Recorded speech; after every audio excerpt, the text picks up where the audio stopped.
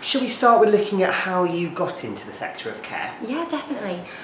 So my career in care originally began with personal experience without me even really realising. Caring for family members often thought to be quite a normal part of life, but for myself, I cared for my parents, and for me it was really eye-opening in the fact that I was learning to physically and emotionally care for somebody else.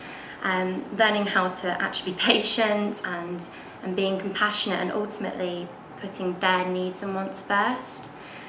That said, there'd be days where I would find it really frustrating. I'd feel like I couldn't necessarily do anything right and that, almost a bit defeated. But then there'd be those moments where, those fantastic moments where it would make all those tricky times actually, really worthwhile.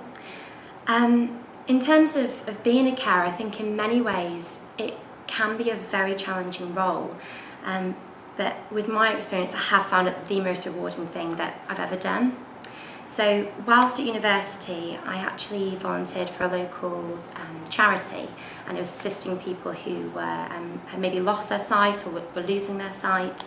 So my role meant that I would take them out into the community, I'd take them on shopping trips, and basically just do social activities with them so that they felt more included in society. And then leading on from that, when I actually graduated, I moved with my sister, and one day this leaflet came through the door and it was for a local care company. So I hesitantly applied. I'd never thought of having a career in care. But once my paperwork was done and I'd had my interview and I got my uniform, I actually started as a dom carer or domiciliary carer.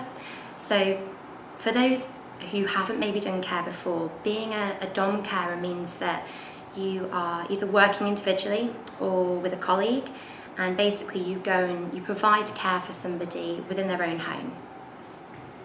Hang on, I'm sorry.